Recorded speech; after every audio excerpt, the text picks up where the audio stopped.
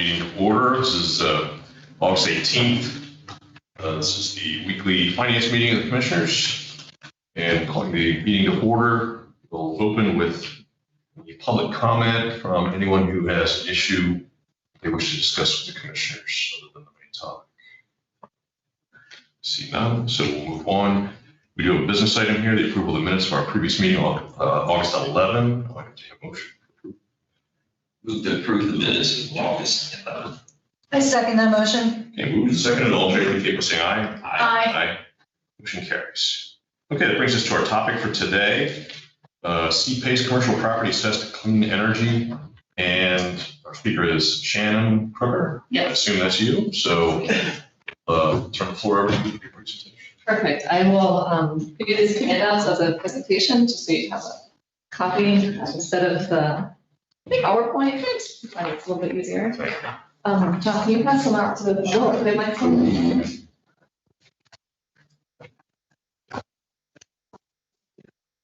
I'm Shannon Kruger. I'm with the Sustainable Energy Fund. We are the program administrators for CPACE, which is Commercial Property Assessed Clean Energy. We're a nonprofit that's been around for over 20 years, lending in the energy finance world. We are not lenders in CPACE, but our experience with energy efficiency, renewable energy, and projects of those sort, we felt like this was in line with our mission. It was a tool to overcome some of the market barriers to energy efficiency. This is John. He's here with me with our partner, Kia. I'll let him introduce himself. Sure, thanks. My name is John Young. I'm with the Keystone Energy Efficiency Alliance. It's a trade association of about 75 members who all work in the energy efficiency industry in Pennsylvania and New Jersey. So I'm here with Shannon today to talk a little bit about CPACE and why it could be beneficial here in Cumberland County. Thanks for having me. Kia was pivotal with getting the legislation passed at the state in 2018. So CPACE, what it is an innovative financing tool. It partners well to round out the capital stack so property owners can invest more in their buildings, whether they're modernizing it to be more efficient or they want to go renewable.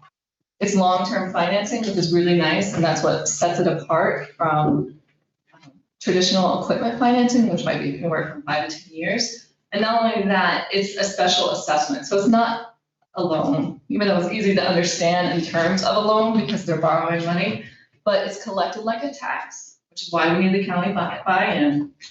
And because it's collected like a tax, it overcomes some of the split incentive issues because of the tenants can help pay for the assessment over time. And we need county buy-in, obviously, because it is collected like a tax. So if there was a delinquency, the county would use their normal and customary procedures to collect it.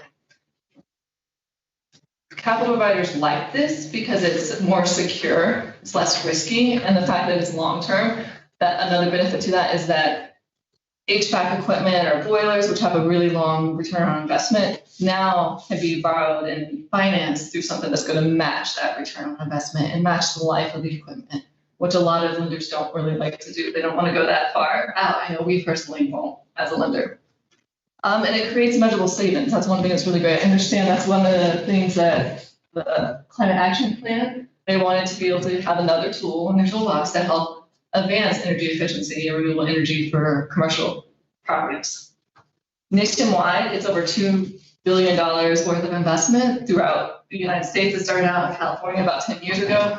Connecticut, Ohio, Texas have some of the most active programs, and all of our neighboring states also have CPACE now. So 2018 is when it was enacted. Kia and the Philadelphia Energy Authority and us all work together to have stakeholders, both from a technical and financial standpoint, to make sure that we were holding on to the statutory requirements, as well as there would create guidelines to help administer the program and make sure it's reaping the public good, the public benefits, which is reducing pollution, safer work environments, healthy occupancies with better lighting and more efficient equipment. In 2020, we saw our first project in Philadelphia. The first year of operations, there was over $40 million invested in Pennsylvania. 4 or 5 of the projects were in Philadelphia, and the rest Northampton County and Montgomery County. There's a few in the pipeline and the collar counties of Philadelphia, but there's also some in central PA and western, excuse me, I'm gonna mix up. So far, there are 17 counties on board. They can't move forward without county adoption. That's key to this. All the way from Wayne County with a very small population and very rural and maybe 40,000 to Philadelphia. So we want to get everything in between, and we hope that this map on the third page will be green soon enough. And like I said before, it's another economic tool. Creates local investment, local contractors, local people are doing the jobs. Creates a healthier environment, both indoors and outdoors. And it's a way to modernize our building stock. We're in Pennsylvania. We have some of the oldest buildings with the birth of the nation happened here. It's really a great tool to help modernize these projects, our buildings. So the application process, the way it starts, the property owner would come, they would find an engineer and do an energy analysis to find out if there are reasonable savings with their building. If there are, they're going to identify a capital provider for CPACE, and that could be a local bank or it could be a special boutique lender who is going to give them a term and they're going to negotiate on their own. It's an open market. And then once they do that, they'll come to the program administrator with a pre-application, so it's a two-phase process. And this initial one is to make sure it's a commercial property that's eligible and that there are no back taxes due on the property. So if they are delinquent or if they're behind on their taxes, the project will not move forward until they are caught up. And the capital providers do their own due diligence, just like a normal lender would, to make sure that the risk is low. They're not people that have these shell corporations and are always looking. They've abandoned properties or they're not invested enough. They're looking for really good properties to invest in. So we would work with the county, say, hey, are they good on their taxes? You say yes. Then they go to the next stage where they really develop it more fully. So they'll start doing the energy conservation measures. Water conservation measures are also included. And then as the program administrator, we'll review the application. We'll make sure that it's meeting the guidelines, whether it's 10% energy savings or 20% if it's a retrofit. And there's a whole other methods they need to reach. Then there's what we call the statement of lien. It's the binding contract that will be recorded with the property title, with the financial fees and the schedule, but it's pretty much the binding contract for that property. We need county executive or authorized personnel to sign off on that. The property owner, the capital provider, and the program administrator will all sign on this contract. The legal documentation, there's full release for the county, so there's no identification in the event of negligence. There's no, the county won't have to owe anything, and then they couldn't be sued. Like there's strong protection in that document that we could most definitely provide with you to you so you can see what it all entails. And then once that's signed, the deal closes, and once a year, when property taxes are due, the county treasurer, generally that's who we usually see, will bill the property owner. And once the payment comes in, we use a paying agent and it will go back to the paying agent who will disperse the funds to the capital provider. So to get it started, what you need is to adopt a resolution that's going to enable it for the whole county. We find that's easier instead of going from each city that has an economic development corporation. It's just better to go across the county so everyone has accessibility. Farmers might want to use it if they want to go renewable, or if they have dairy farms where they want to use more energy efficient robotic milkers. Like that's something that they can use for CPACE financing to move forward. So this resolution will essentially enable it for everyone. Before you sign the resolution or you're going to vote on the resolution, you must let the municipalities know. That's a regulatory requirement. There's no due date. If whatever your normal procedures are, whether you want to notify them a week in advance, a month in advance, that's up to you. Is there a role for them in the process other than? For the other municipalities, no, yeah. Other than just knowing, that's all they need to know. Maybe they want to have some questions, and we'd be more than open to talking to them if you want us to explain the program to them. And then of course you would collect the annual payment and delinquent collection. If if your delinquency is, you give them like 2 years or so, and then there's the fees start coming down, whatever normal process you have would be what happens. And one thing that's beautiful about a CPACE payment is it doesn't accelerate. So we need the mortgage lender to provide consent. That's something that's also required for CPACE. But that 1 year or 2 years, depending on your delinquency process, is senior to the mortgage lender's loan. Everything after that will stay with the property, and the new owner will start paying for that. So that's one thing that's beautiful too. Although we don't really see a lot of transfers of CPACE property where a new owner will take the payment, it's an option. A lot of times, most of the deals that have happened across the U.S., the buyer usually ends up paying it off before the seller even comes in. So, but it can transfer, and that's why it's recorded with the title, and that's why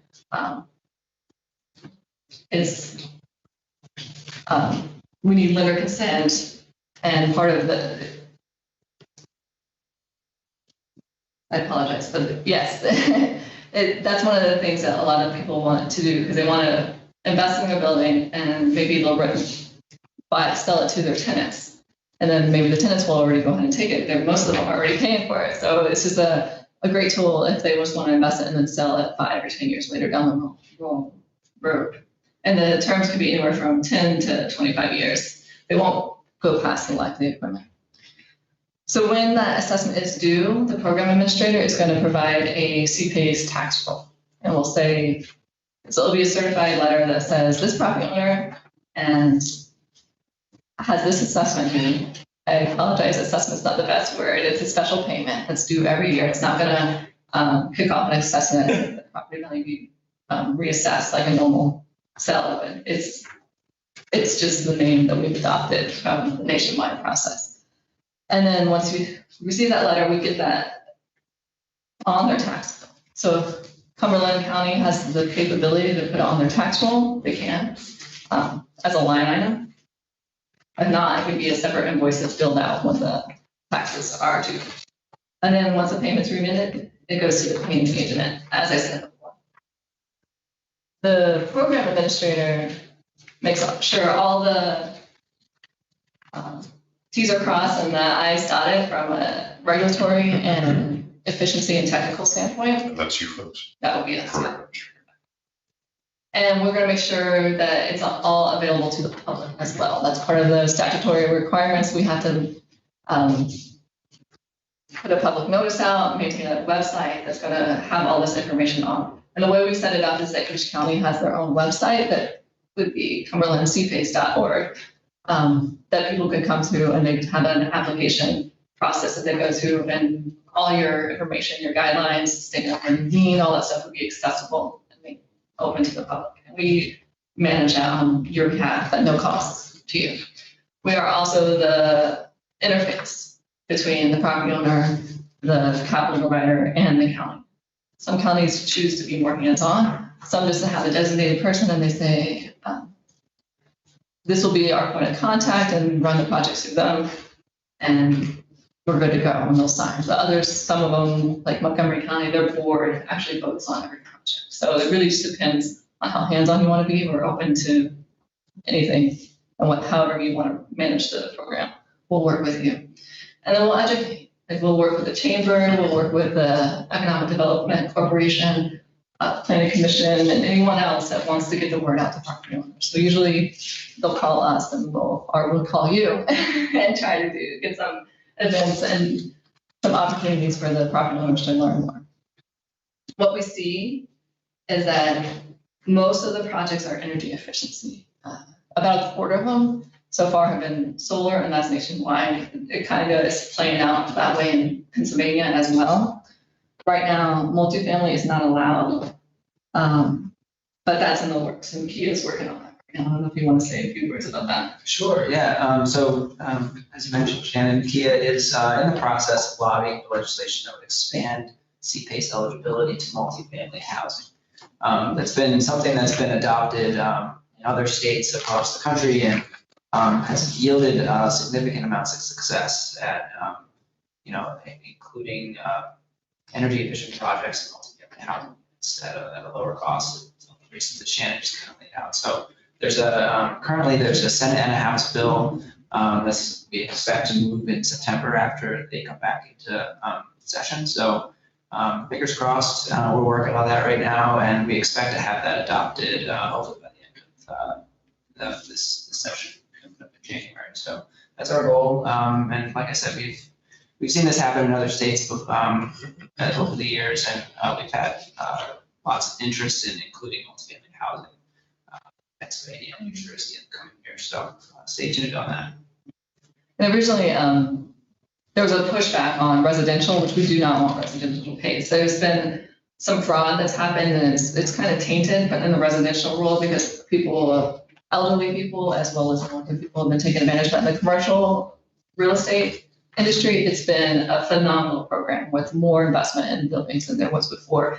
And there's been none of the problems and issues with residential. So that was one of the reasons that multifamily wasn't considered. But something like a assisted nursing facility would still be eligible right now. Student housing would not until this is passed. So those are just some of the things. We want to make sure that apartments, multifamily usually is considered commercial in most states. So hopefully soon we'll have that. And then there's also resiliency and indoor air quality measures. But right now, indoor air quality measures like a high efficiency ventilation system would be eligible because it also reduces the energy. So hopefully with this next expansion package, there'll be more opportunities because the multifamily market in other states has done really well for space. So has hospitality, a lot of the hospitality. Hotels, which if you flip to the next page, that's one of the big first ones outside of Philadelphia, was a hotel in Conshohocken, which is being built right now. It was a $10 million project, and they did upgrades to both the HVAC systems and the building envelope. And one thing that's really nice, it's a historic preservation project as well. So there was a firehouse. There's going to be retail, office space, and right attached to it is not office space, but retail, restaurants, as the hotel. It was a really great project to help move it forward. And they're going to be saving about $27,000 a year in energy savings. And that's above code. This is considered new construction. And each, whether it's new construction or retrofit, there's different requirements from a technical guideline. The Commodore, which is below it, was in Northampton, it was about $3.5 million.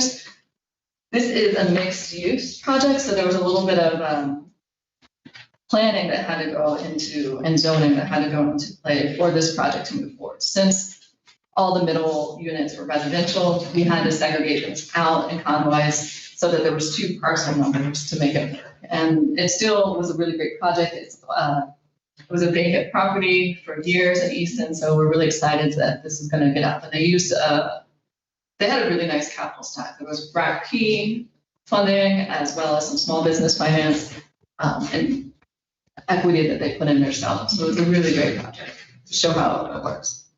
And the next one is a solar project. One thing that's really nice about CPACE is that any ancillary costs to help support the energy efficiency of renewable project can be rolled into the finance. So this school, for the longest time, which is leased by, there's a commercial developer who leases this out. They had not been able to go solar because the roof wasn't structurally sound. But once CPACE came out and they were like, oh, we can do this all together, it was a great opportunity, and it produces almost 100% of their energy, which is really nice.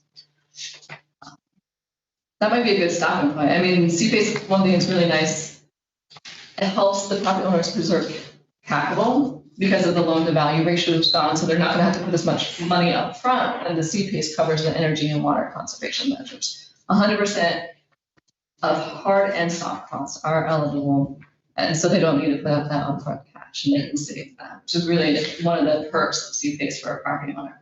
And then the long terms, which we've already kind of talked about, and the split incentive issue. Do you guys have any questions? A lot, actually. Yeah, there was a lot in there.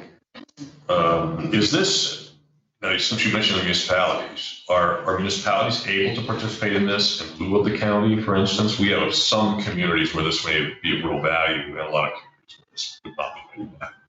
So if there is a community economic development corporation or component of that municipality, they can enable it. But if they do not, like the smaller boroughs, if they don't have that, they will not be able to. That's why we have the county-wide.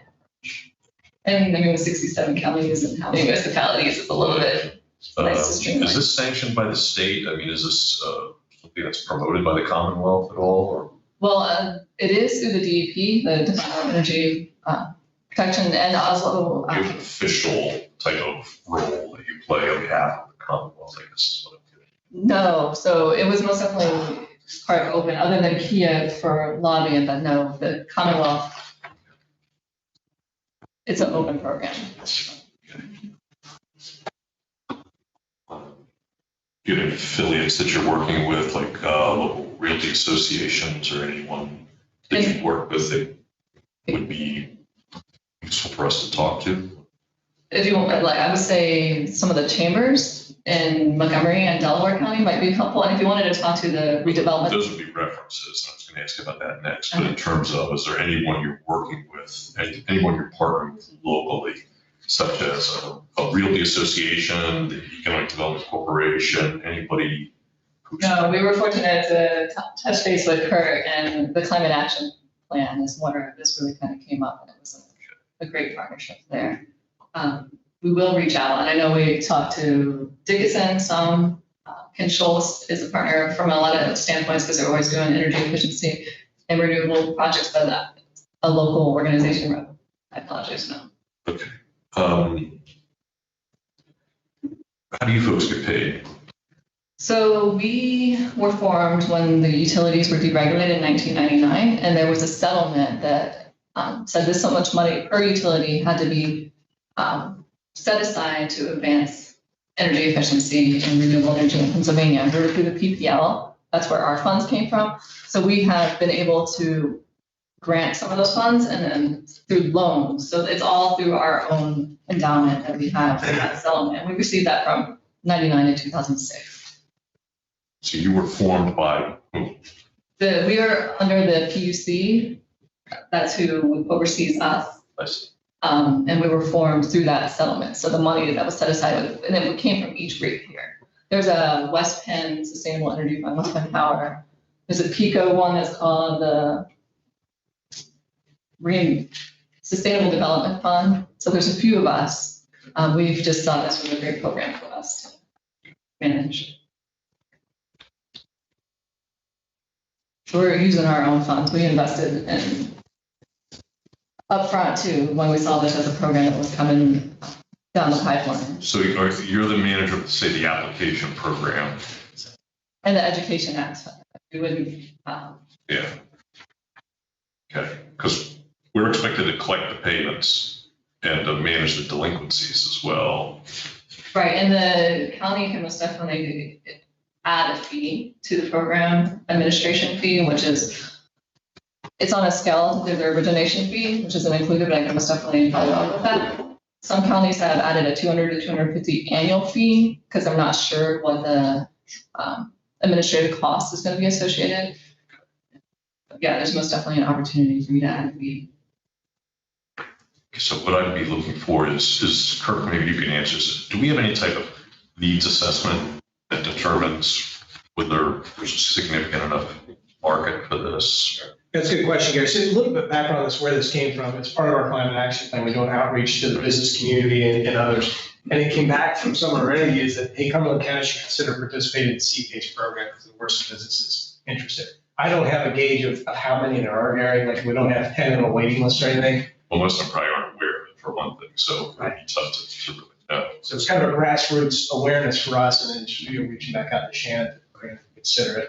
Okay. But with, Jane, I know Jamie's on the call. We have the Corral Fund through CADING, which is the Cumberland Renewable Energy Loan Fund. It was our own fund through energy efficiency block grant monies from back in like early 2010s. That's administered by Katie. That's administered by CADING. Yeah, so they've turned that money. It's a revolving loan fund. They've turned that money over several times. So I think that shows there is some demand in the community. This is a little different program that maybe just another tool to get some more businesses to implement some of this energy efficiency improvements. Yes, I'd also be looking to staff to let me know, how big a role is this for us? And controller's office is here, treasurer's office is here, budget finance office is here. Anybody want to weigh in on what the county's role would be here? How big a lift is this for us to implement something like that? Here, I did review some information Kirk sent, and it talks about processing it along with the way that we would process any other tax collection. And my question was simply, could we do it differently than that? Meaning, you know, could it be a separate bill that would be paid online rather than routed through all the, you know, different tax collectors potentially? Yeah, so as long as it's still coming from the treasury and from the county, you can do it. The counties that so far that have a lot of tax collectors, that's how they've done it. It's one point of contact from the county. If they wanted to do it online, that's perfectly fine. It just has to go out at the same time as the taxes. And if there was a delinquency, it'd be collected at the same time. So I think, Gary, from my perspective, and I know Wes is here to talk, you know, can talk about tax assessment. If we could make it as streamlined and easy as possible would be the goal. But that doesn't address any delinquency collections. And then nationwide, there have not been any delinquencies in the 10 years that it's been open. So, I mean, knock on wood, hopefully that we're not the first state to have to experience it. And you did mention that, and it's assumable by a secondary buyer if the property is sold. And so that's just a fascinating thing that, so most of the projects I would foresee going through the full term of life. Yeah, which would be. Does that create a barrier though to transfer the property in any way in terms of the market? No, so it would just be the same process when the negotiation process of the property taxes, they would just say, okay, as a seller, I'm going to pay all the way through June, if that's, and you'll take over the payments afterwards. Like, so they'll split and as part of the sales agreement. Does it make the property less or more sellable? I guess would be the question I would have, and I don't know that anybody can answer that right now. Yeah, other than the fact that it's been invested and upgraded, I think that's really the only thing we can go off of. Yeah. I'm sure my colleagues have other questions as well, but since I did initiate the other departments that are directly involved in some of this, could you guys want to weigh in on anything here? How would it show on the sale? And I don't know if we have the right parties in here to answer that, but on the real estate, you're talking about sell it to a new owner, it would be, I guess, an obligation that they would assume, so to come off the fair market value of the real estate itself. Give any insight on that? And there's limited data, but it would be transparent because it would come up in the title search, right? And they're going to know that there's an extra payment. So it will just be part of the negotiation process, but there's very limited data on the transfer of these. Similar to a lien on the property. It can show up in the deed. Right, exactly. Yeah. Then you were questioning, you say that you look at it just like a tax notice. But, and, you know, so they don't pay their taxes, so that then they get liens on it, and it goes through the tax claim with penalties and things like that. Does that money that they borrow get penalized along with it? So that's up to the county. So if you guys penalize at a certain percentage, and then that would go to the county, not to the capital.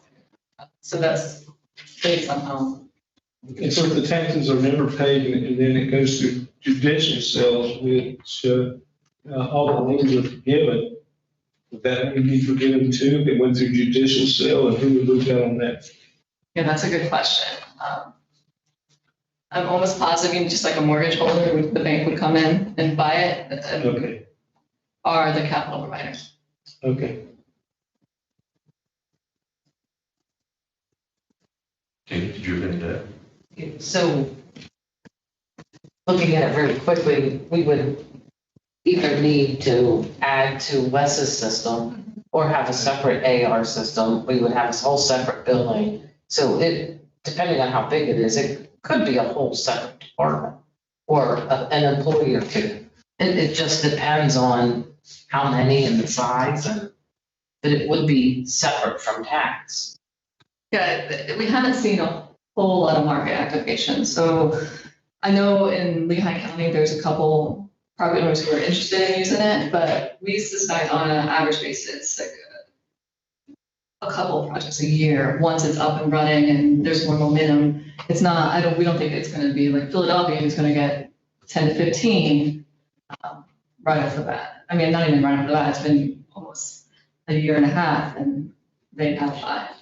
Well, so essentially, you're saying there's going to be, correct me if I'm wrong here, there's going to be a handful of takers, and we're going to have to do a special assessment, or not assessment, a special billing and collection process for them Right. that we would need to build into our operation. But there is a possibility of us charging a fee, Yes. okay, which we'd have to look to staff to tell us whether that's sufficient offset or in the bottom line. So that would take some analysis. We're certainly not prepared to do that today. And we would try to integrate it as much as we could into already existing processes. Or if you have the hotel tax or something or other programs, you could implement it similar to that, depending on how you, I mean, you guys know your systems better than I do, so I trust you could figure it. And I guess that's what I'm thinking of it more like the hotel tax and not seeing one payment a year doesn't seem onerous to me, especially if you can streamline it effectively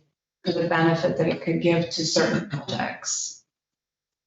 But you know, we've had a significant amount of energy and angst expended on the hotel taxes that aren't collectible, and that was just from 1 or 2 properties. We won't see that multiplied many times over potentially, so I think we certainly want to explore that. Jamie, you've been listening to all this and may have had some exposure to it before. Did you have anything you wanted to add?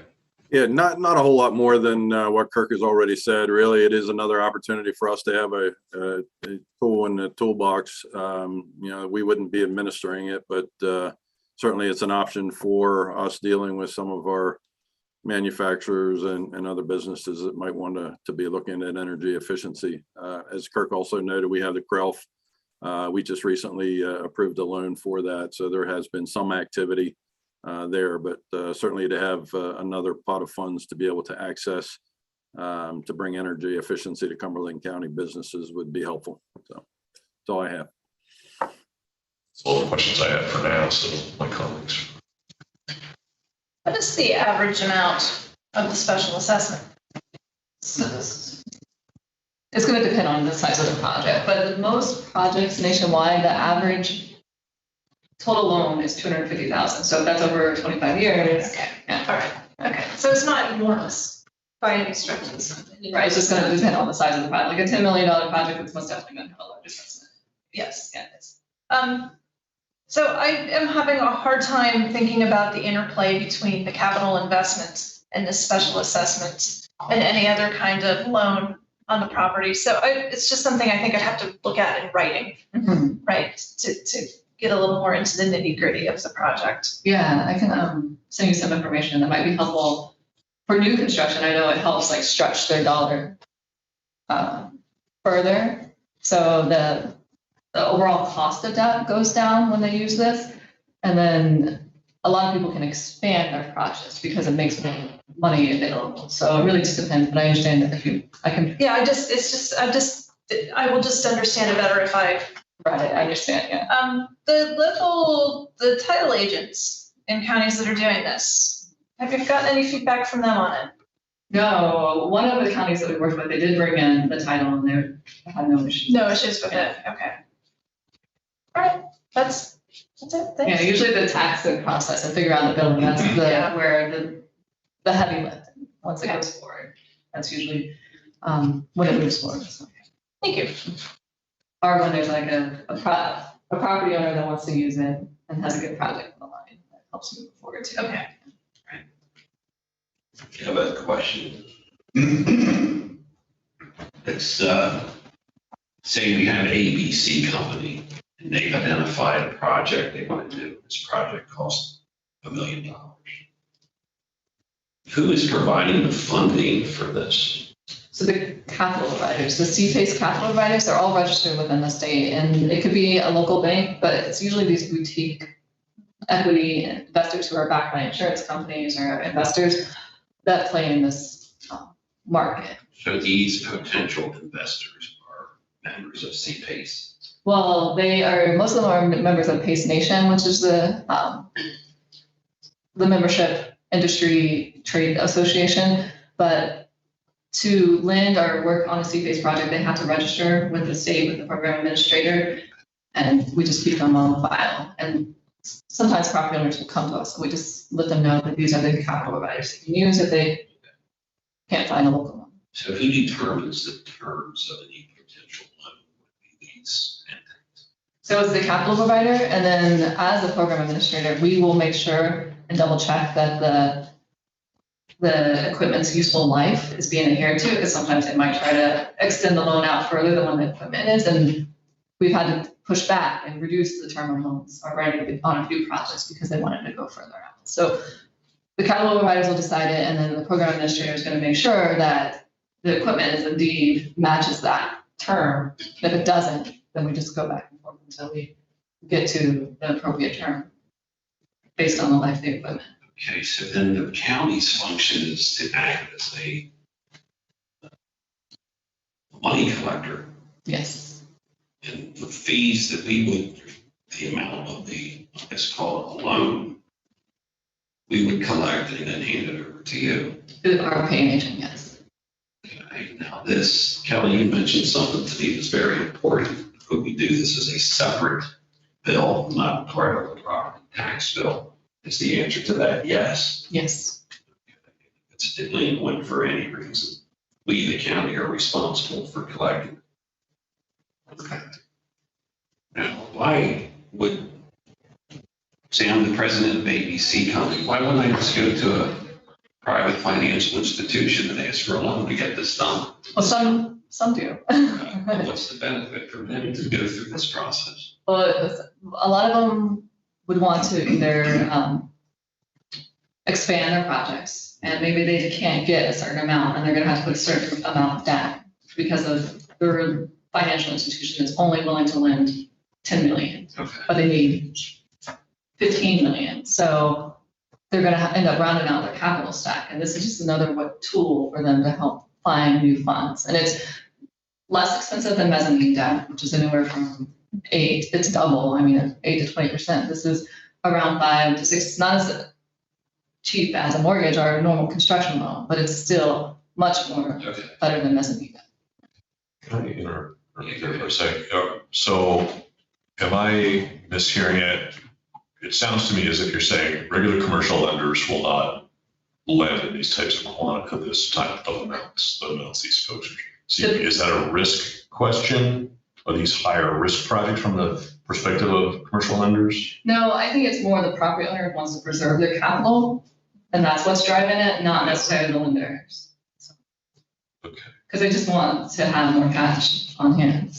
But Yeah, right.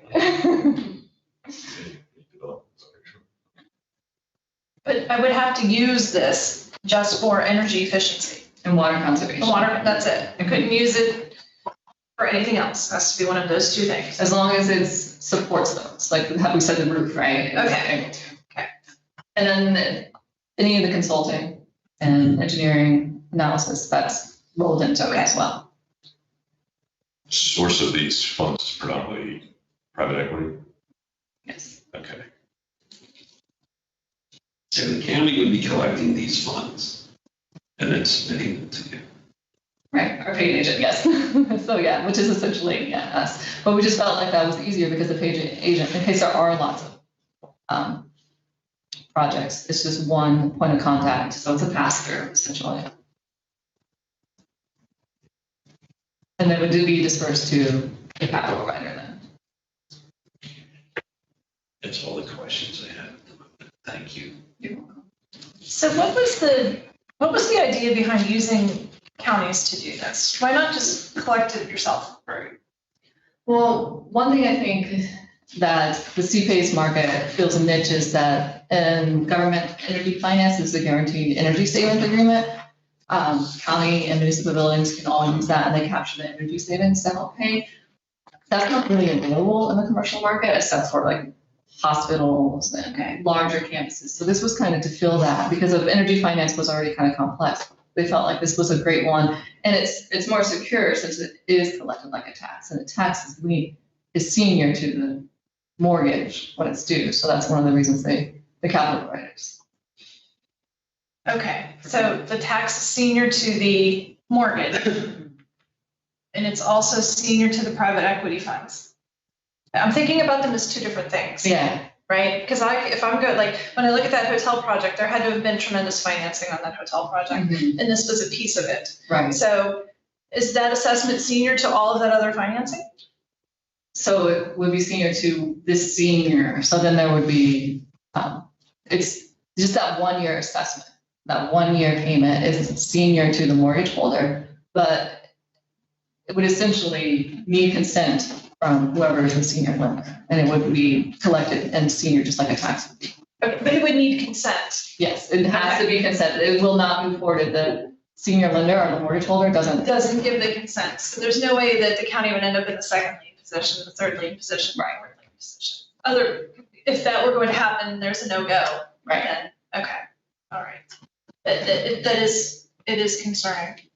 Yeah, for the hotel project, that was about a $40 million deal overall. So it was just a, The other thing that I think about on that, when I think about that hotel project, you know, for the county to be in first lien position on their assessment, and I don't know how much the assessment was, but I'm going to assume that that first lien position would give me the right to foreclose.